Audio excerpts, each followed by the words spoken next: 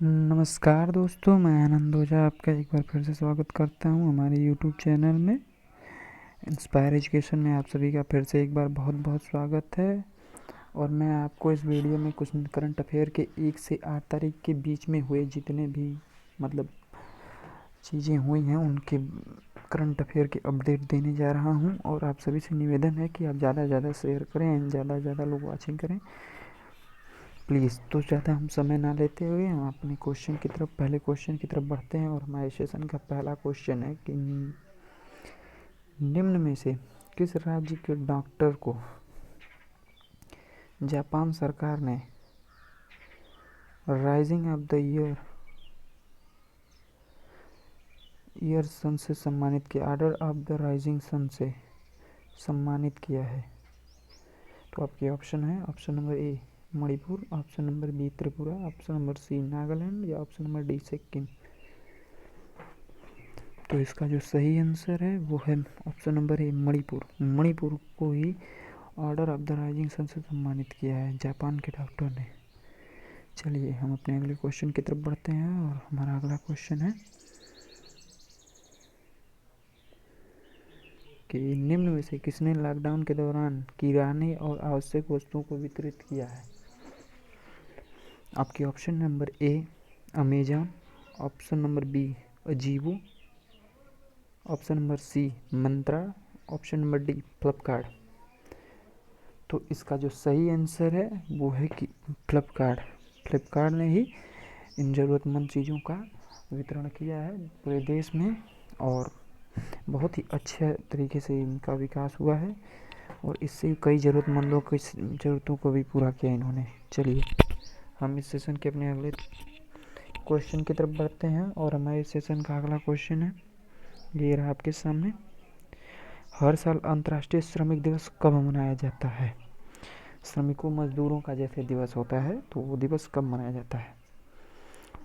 तो ये श्रमिक दिवस आपके ऑप्शन है, ऑप्शन नंबर ए 29 अप्रैल, ऑप्शन नंबर बी 30 अप्रैल, ऑप्शन नंबर सी 1 मई या ऑप्शन नंबर डी 2 मई।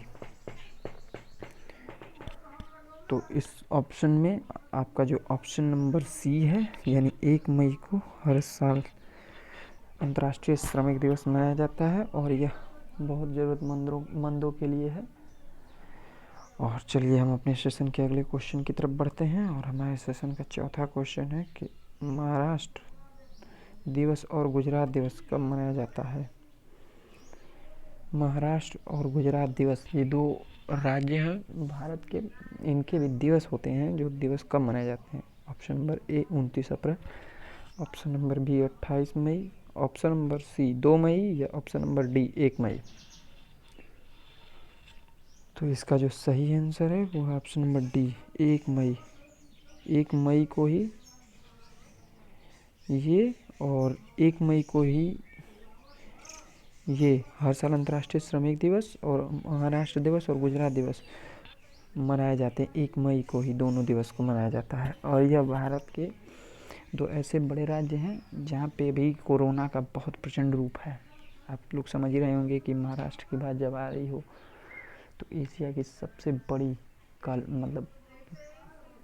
वो कॉलोनी कह लीजिए या जैसे कुछ भी, तो वहाँ पे कोरोना का बहुत ही ज़्यादा प्रचलन हो गया है। बहुत ज़्यादा नुकसान हो रहा है वहाँ से आदमियों को। कोरोना में अगर सभी से ज़्यादा पॉजिटिव केस हैं तो वो है महाराष्ट्र में ही, और आप सभी को जानते ही हैं।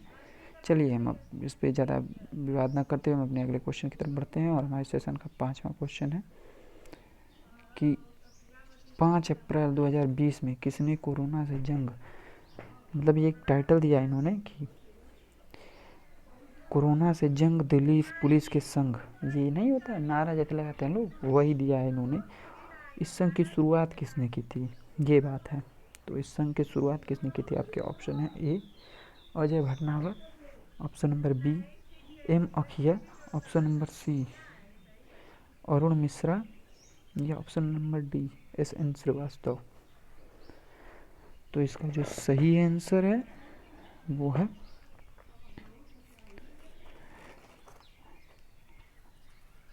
S N Srivastava, option number D option number D जो है इसका सही है।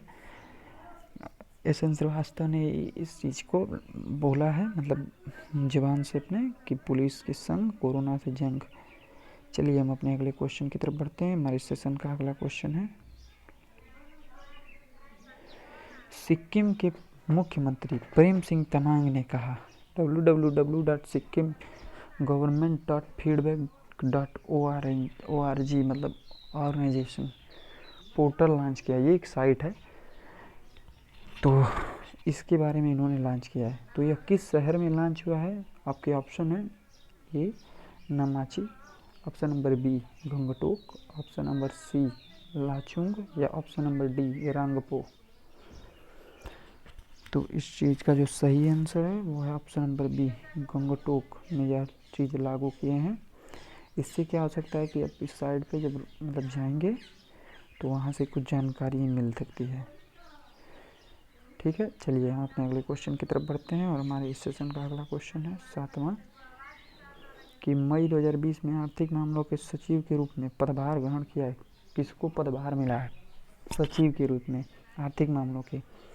आपके ऑप्शन है, option number A Tarun Bajaj, option number B Pradeep Kumar Dubey, option number C Ajay Bhushan Pandey या option number D Kapil Dev Tripathi.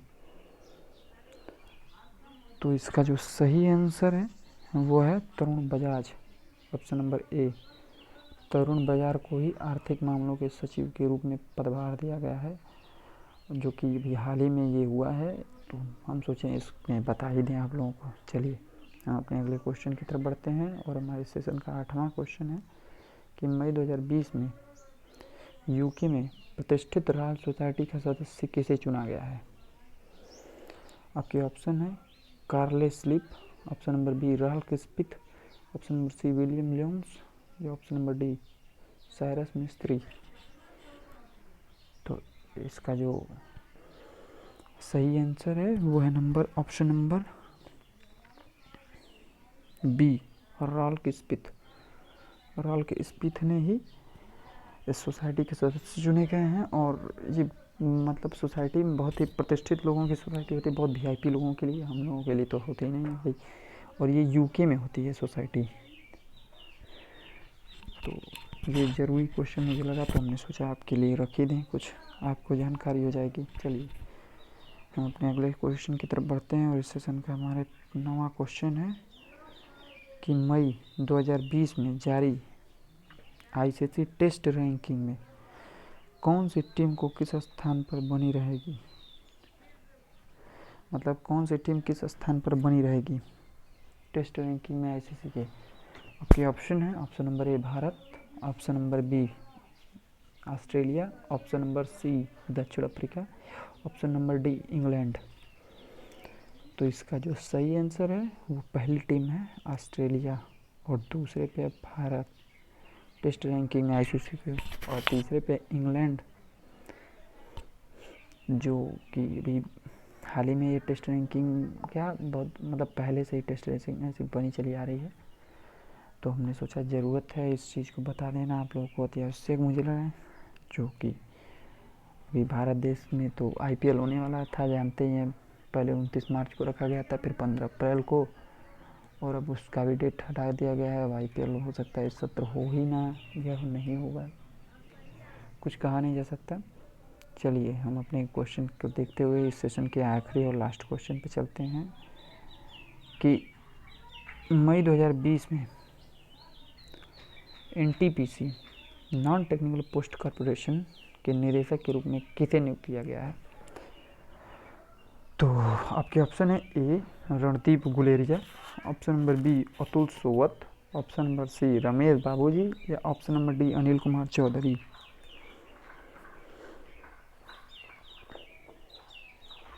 तो इसके जो सही आंसर है वो है